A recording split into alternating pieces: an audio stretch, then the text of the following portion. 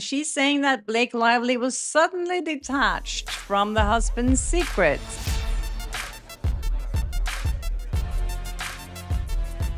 Hi, and welcome to Floss and Talk. I'm Kersti Flo, and here on my channel, I talk about my good and bad experiences in Hollywood, working as an entertainment reporter, and as you know, a lot about the Blake Lively, Justin Baldoni legal feud. I hope everyone had a wonderful weekend, and thank you guys so much again for sending me so much amazing stuff. You are awesome. I think this entire episode is based on tips I received from you guys.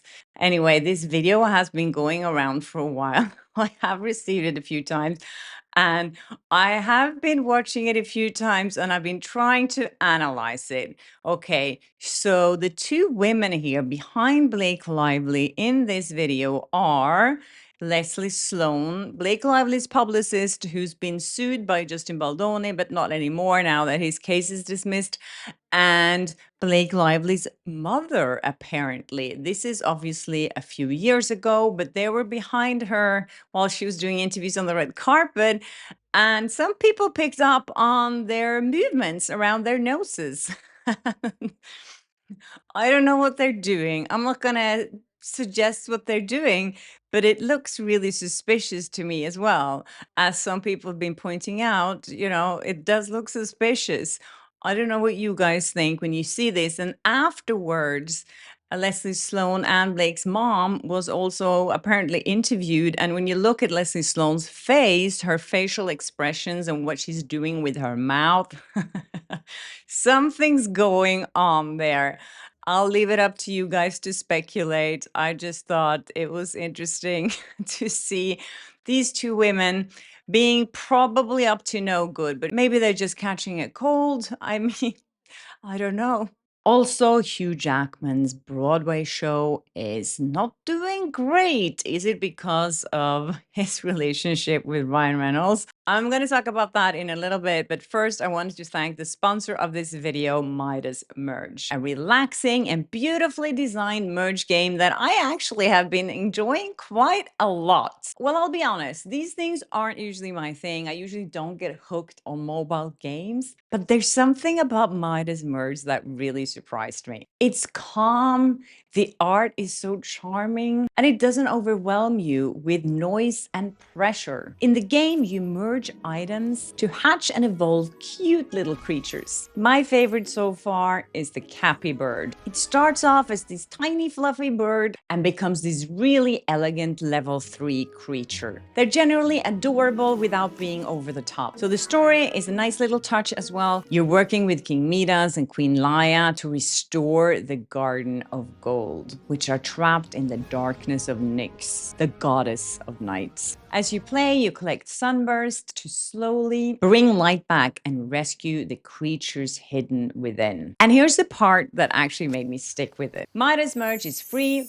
ad-free, and works offline. So there's no constant interruptions, no pressure to spend money, and no internet required. Just a calm, steady rhythm that's actually quite relaxing. If you're curious, the first 100 people to use my link or scan the QR code will get a special Max Fox, a level 1 creature personalized with my name. It gives you a little boost and looks great in your garden. Download Midas Merge for free from the link in my description or scan the QR code. All right, so let's get back into Hugh Jackman here.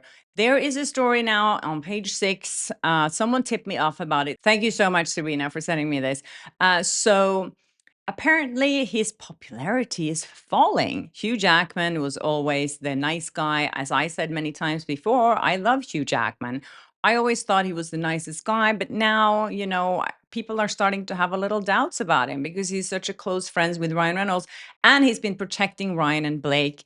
And he also had a terrible, nasty divorce from his wife, Deb. And there are a lot of cheating rumors, and she's been out publicly talking about them, and it's not looking that great for Hugh Jackman. And people are not showing up to his show because of it. New York Post is reporting that fans can now snag seats for Friday's performance starting at just $98, while Saturday's matinee tickets are available for as low as $60. Premium seats go for $212, a bargain compared to Paul Simon's nearby show at the Beacon Theatre, where tickets are fetching up to $680. Yeah, and they're mentioning his $39 million apartment that's up for sale since he split from his wife, Deborah Lee Furness. And as we all know, Hugh Jackman has gotten a lot of heat from the way he left his wife. And if you check out his Instagram, people are still really upset with him and the way that he actually did it. Did he start an affair with his now girlfriend, Sutton Foster, or did he start this after they had become friends for a long time and after he had split from Deb? We don't know. Anyways, Glenda, thank you so much. Glenda sends me so much stuff. I love her. Thank you. She sent me this. She's done some really thorough research here that I've been looking into as well. And as you know, Blake Lively doesn't have a lot of films coming up. She has one movie coming up as an actress on IMDb, and it's called My Husband's Secret. This is a film based on a book by an Australian author called Liane Mortry. It seems like now Blake Lively is not going to be in that movie anymore. So this was announced already in 2017. So it's been a really long time since it was decided and since Blake was announced that she would play the role as Cecilia Fitzpatrick. And also serve as an executive producer for the film that was going to be produced by CBS Films. So this author already did Big Little Lies, as I'm sure you remember. It was a huge hit. It was a TV show with Nicole Kidman and a lot of other big stars, Alexander Skarsgård, Reese Witherspoon, a lot of big stars, and it became a huge success. And Blake Lively was signed on for this film from 2017, and now, I mean, it's been 8 years, and it seems like this movie will never get made. And now Glenda has kind of found out why Blake Lively apparently is no longer attached to this project, although her IMDb is still saying that she is going to star in it and be the executive producer. Well, it turns out that's probably not true. So Glenda points out to me here the timing of the events leading up to what probably is Blake Lively losing this part. She's saying that on August 9th, it was the It Ends With Us premiere, where Blake Lively revealed that Ryan Reynolds wrote that rooftop scene. And at that premiere, the screenwriter of It Ends With Us was also present, Christy Hall, and she was asked about this, and she didn't know that Ryan Reynolds had taken over one of the biggest scenes in the movie and he had written it, and she was completely left out of that conversation. Anyways, that was April 9th. April 10th, my video was uploaded to YouTube, and I'm sure Blake Lively was made aware that that video was out there. So those were two events, one after the other, where Blake Lively was put in a terrible light. The next day, Colin Hoover's novel reaches the #1 spot on the New York Times bestselling list again because of the movie's premiere. And Blake Lively at that point is thinking, wow, I need to make this right with this writer, because guess what? The same writer as It Ends With Us, where she actually hijacked that one scene from, is also writing The Husband's Secret. And she says she's so sorry about this. And she's talking about her husband, her partner, never saying his name, Ryan Reynolds, that he was her crutch during this film and everything that has happened. But of course, she never meant to hurt Christy Hall. And she also understood that it was terrible for her to be ambushed with questions about this that she didn't even know about, blah, blah, blah. Funny thing is, Blake's put this in her own lawsuit that she wrote this letter, which I'm like, how is this going to help her? Anyway, she published this letter to just kind of say that, oh, look, I'm such a nice person. I didn't mean to harm anyone by taking over that scene. So I wrote an apology letter to Christy Hall. Yeah, she's saying here, I never would have said anything that I thought could be used against you or anyone. I was just proud of my partner and feeling grateful for the ways in which he shows up for me. I believe firmly that two things can be true. In this case, he can show up for me and do great work doing so, and you can do great work, which got us all here. Basically, she's not really apologizing. She's just making excuses for why she did it. This to me is like, you're not even apologizing. Anyway, I'm sure Christy Hall wasn't impressed by this at all. And guess what? About 2 weeks after the premiere of It Ends With Us, the author, Liane Moriarty, is on a radio show in Australia, and she's saying that Blake Lively was suddenly detached from the husband's secrets. She's saying, quote, Blake Lively what was attached to it, but I don't know if she is doing it. It's detached. These things obviously happens, but it's quite interesting that this is coming so close to the premiere of It Ends With Us. And I think we can say for now, clearly, that no one is interested in working with Blake Lively. And I think this observation by Glenda is so spot on, and it's probably what happened. Funny enough, Blake Lively still has this on her IMDb page as an upcoming project. Only last week, again, Blake Lively was seen with another author. So she posted, she was at a book signing event for her friend, Katie Sturino, who's an author, and also the woman behind Mega Babe, which is a brand promoting body positivity and self-confidence across industries.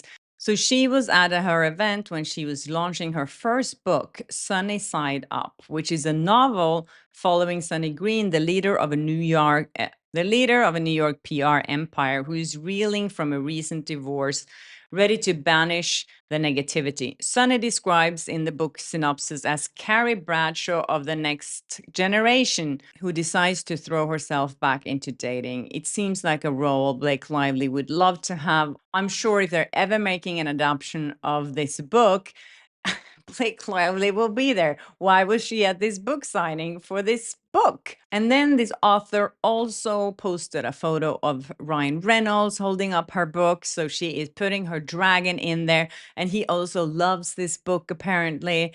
I mean, it's so predictable how these two people work. And now, of course, Katie Sturino is paying the price for supporting Blake Lively.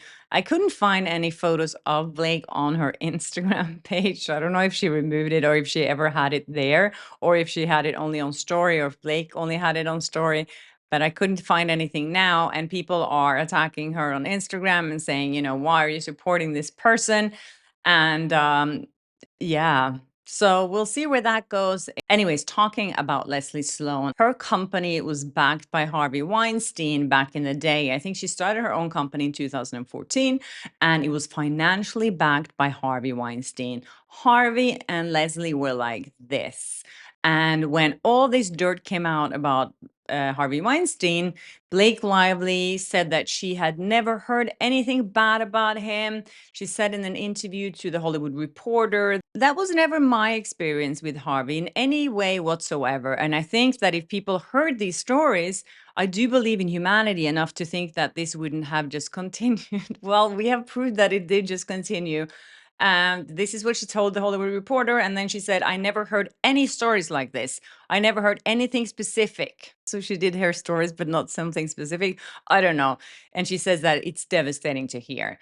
I have to say, I was in Hollywood when this happened to Harvey Weinstein. And I have to admit, everyone knew that he was a pig. People didn't know how serious it was, but everyone heard stories about Harvey Weinstein. So for Blake Lively to say she never heard any stories like this, or for Leslie Sloan to pretend that she didn't know about any of these things going on behind the scenes, that is rubbish. I remember I spoke to a stylist a few months ago, the one that said that Blake Lively wanted him to cut off all the tags from the clothing. So she thought she was wearing a size 0 because otherwise she wouldn't put the clothes on. That's a true story. And he also said that he had experienced that someone like Salma Hayek, who refused to do what Harvey Weinstein wanted from her, she became blacklisted in the industry because he spread rumors about her that she was really difficult to work with.